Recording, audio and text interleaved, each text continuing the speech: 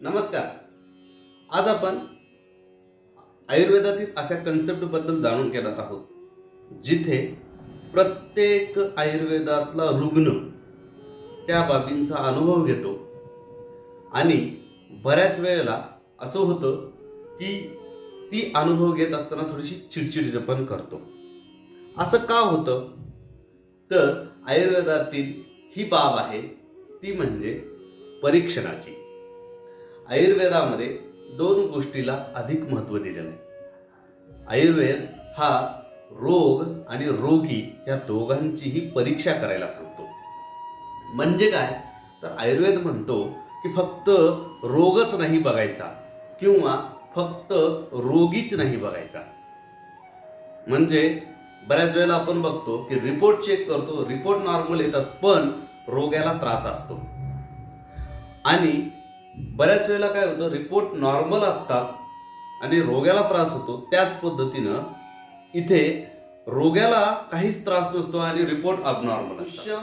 देशम बलम कालम अनलम प्रकृतीम वयाः सत्व सात्म्य तथा आहार अवस्थाश्च पृथक्विदाः सूक्ष्म सूक्ष्माः समीक्षा दोष औषध निरूपणेही. जनरली आपण काय करतो, हे सूत्र वापरत असताना आपण एखाद्या वैद्यांकडे बघतो, त्यांना सांगतो बाबा की आम्हाला वाताचा त्रास आहे, पित्ताचा त्रास आहे, कफाचा त्रास आहे. परंतु वैद्य त्याच्याही पुढे बघतो. वैद्य ह्या तिघांना बघतो, त्यासोबत बघतो दुष्याला. दुष्य म्हणजे 7 धातू आणि 3 मल. 7 धातू कोणते? तर रस, रक्त, मांस, मेद, अस्थि, मज्जा आणि शुक्र. ह्या 7 धातू सोबत 3 मलांना पण वैद्यांना बघावं लागतं. म्हणजे एकतर पुरुष म्हणजे आपली शी, याबद्दल प्रश्न विचारले जातात. एक मूत्र म्हणजे लघवी, त्याबद्दलही आपल्याला प्रश्न विचारले जातात. आणि त्याही पुढे जाऊन घाम येतो का नाही. बऱ्याच वेळेला बरेच रुग्ण ह्या गोष्टी सांगत नाही की किती वर्षापासून घाम आलेला नाही, असे अनेक रुग्ण आपल्याला सापडतात. बऱ्याच वेळेला आपणच असतो, आम्हाला काहीच घाम येत नाही. अरे घाम येत नाही म्हणजेच तुमचं मेटाबॉलिझम चांगलं नाही. घाम कोणाला येतो? लघवी कोणाला होते? शी कोणाला येते? ज्याच्या शरीरामध्ये ते दोष व्यवस्थित फिरत आहेत. आणि काही जर असे असतात की घाम इतका येतो की हातात पेन जरी धरलं किंवा एखादा जर समजा रुमाल जरी धरला तरी सुद्धा तो ओला होतो, इतका घाम येतो. हे दोन्हीही विकृत आहे. न येणं आणि अति येणं हे दोन्ही विकृत आहे. तर मध्यमतः यायलाच पाहिजे. त्याच्याही पुढे जाऊन आपण पुढे देशाला बघतो. देश म्हणजे काय? तर एक भूमी देश आणि एक देह देश. भूमी देशामध्ये जसं आपण भारतातले लोक आहोत, भारतामध्ये पण आपल्याला कुठे राहता येतं, त्याही पुढे 3 प्रकार पडतात. म्हणजे जो व्यक्ती गुजरात किंवा त्याही पुढे जाऊन राजस्थान मधला आहे किंवा उत्तरेकडचा आहे, तो जेव्हा मुंबई सारख्या ठिकाणी येतो किंवा पुण्यासारख्या ठिकाणी येतो किंवा नांदेड सारख्या ठिकाणी येतो आणि इथं येऊन जर तो सरसोचं तेल खात असेल तर त्याला त्याचा परिणाम भोगावे लागतील. तशाच पद्धतीनं तुम्ही ज्या देशात असता तिथला आहार तुम्हाला बघावा लागतो. आणि देहदेशामध्ये सुद्धा आपल्या देहाला कोणत्या भागात वेदना आहेत ह्यावरून त्या भागाची चिकित्सा बदलते. म्हणजे पोटातल्या कोणत्या भागात वेदना आहे त्यानुसार त्याच्यावर जाणारे औषध आहेत. त्यानंतर दुष्यम देशम बल. बलाचा कसा विचार केला जातो? तर तुम्हाला रोग कसा आहे, रोगाचं बल कसं आहे. तुमच्या रोगाचं बल खूप आहे का, तीव्र आहे का. बऱ्याच वेळेला रोग इतका मोठा असतो पण माणसाची ताकद एवढी स्ट्रॉंग असते की त्याला रोग काहीच परिणाम करत नाही. आणि काही वेळेला असं असतं की रोग छोटासाच असतो. म्हणजे उदाहरणार्थ अन्न गिळताना त्रास होणे किंवा त्याही पुढे जाऊन अजीर्ण असणे किंवा पोट साफ न होणे, छोटासा आजार आहे, पण त्याला दिवसभर डोक्यामध्ये आपण त्याची बुद्धीवरने चघळत बसतो. हा काय झाला? त्या रोगाला आपण वाढवलेलं त्याचं बल आहे. रोगाचं बल वाढवायचं नसतं, रोगाचं बल कधी कमी करायचं असतं, आपल्या देहाचं बल वाढवायचं असतं. म्हणजे आपली शरीराची ताकद वाढवू तर आपल्या समोर येणारा कोणताही दुश्मन असेल तर त्याची ताकद कमीच असेल. त्याही पुढे जाऊन प्रकृतीचा विचार करायला पाहिजे. आपली प्रकृती काय आहे हे वैद्यांकडून जाणून घ्यायला पाहिजे, की वाताची आहे का, पित्ताची आहे का, कफाची आहे. त्या प्रकृतीनुसार आपला आहार ठेवायचा, त्या प्रकृतीनुसार आपला विहार ठेवायचा, त्या प्रकृतीनुसार आपला व्यायाम ठेवायचा. ज्या पद्धतीने आपण डाएट बनवून घेतो तर ते आपल्या प्रकृतीनुसार डाएट बनवून घ्यायला पाहिजे, की नाही की कॅलरीजच्या हिशोबाने. म्हणजे किती कॅलरीज गेलं पाहिजे म्हणजे मला बरं वाटेल, यापेक्षाही काय खाल्लं म्हणजे मला बरं वाटेल याचा विचार केला पाहिजे. अनल म्हणजे अग्नीचा विचार करायला पाहिजे. आपली अग्नी कशी आहे, आपलं भूक कशी आहे, आपल्या भुकेमध्ये आपल्याला जेवणाच्या वेळा सहन होतात का, आपल्याला भूक लागल्यानंतर त्रास होतो का, खाल्लेलं पचतं का, ते पचल्यानंतर जुलाब होतात का. त्याही पुढे जाऊन अग्नी आपल्याला काहीही खाल्लेलं पचवतं का, आपल्या अग्नीमध्ये विशिष्ट पदार्थ खाल्ले तरच बरं वाटतं. म्हणजे काही लोक म्हणतात सपक भात खाल्लं की बरं वाटतं.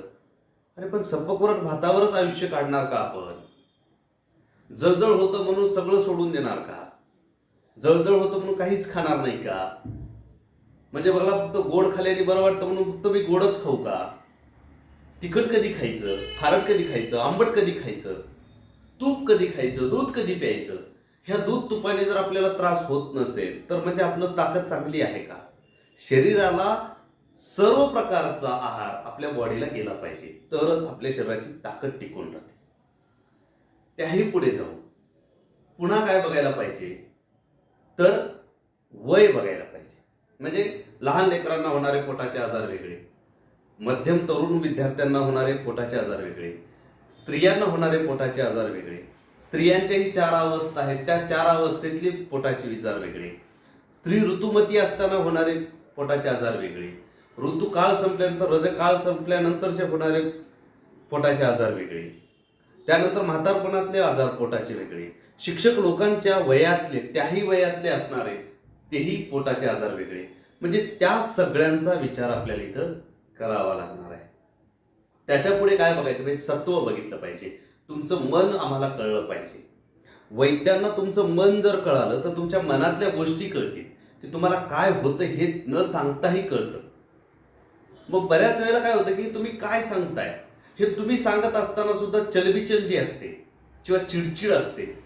जेव्हा तुम्ही जाता वैद्यांकडे तेव्हा तिथे तुम्हाला शांत होऊन प्रत्येक प्रश्नाचं उत्तर शोधायला पाहिजे, आरोग्य जपायला पाहिजे. कारण आपल्याला हे शरीर वारंवार मिळणार नाही.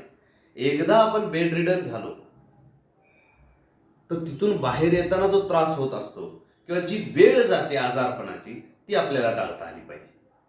आणि ह्या सगळ्या गोष्टीसाठी काय पाहिजे तर आपलं मन खंबीर पाहिजे.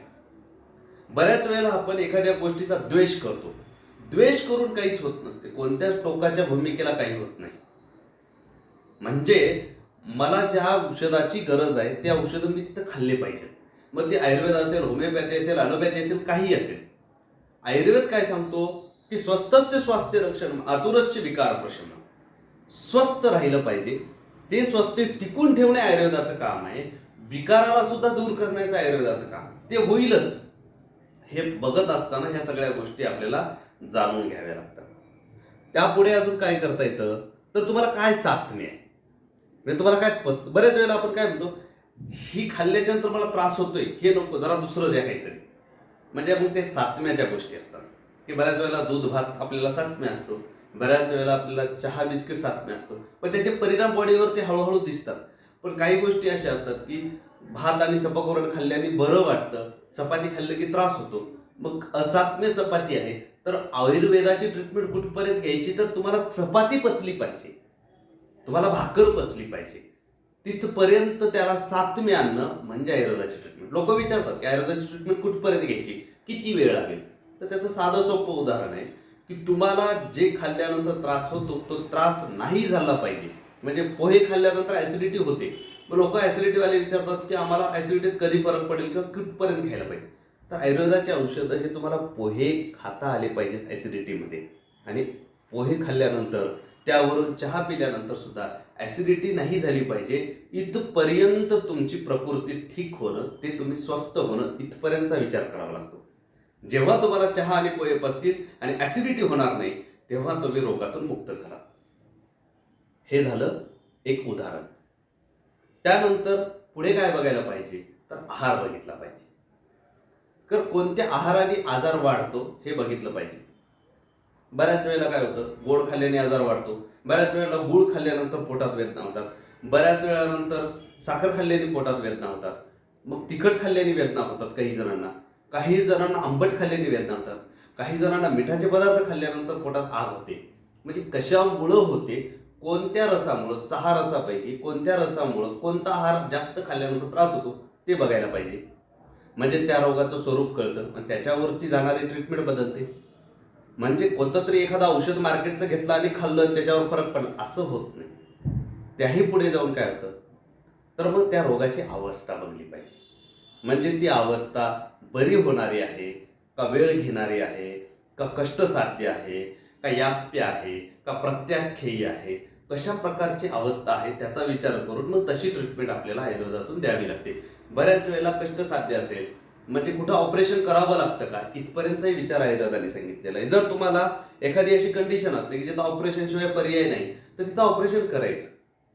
बऱ्याच वेळेला असं असतं की ऍडमिट व्हा म्हणून कधी सांगितलं जातं आणि आयुर्वेदानुसार ऍडमिट होण्याची गरज पडत नाही. पण आयुर्वेदात अशी पण कंडिशन येते की जिथं ऍडमिट होण्याची गरज असते तेव्हा तिथं ऍडमिट व्हायला पाहिजे, पण एखाद्या पॅथीमध्ये आपल्याला ऍडमिट होण्याची पण गरज नसू शकते. पण ऍडमिट होऊन जर ट्रीटमेंट होणार असेल चांगली तर तिथं ऍडमिट झालं पाहिजे.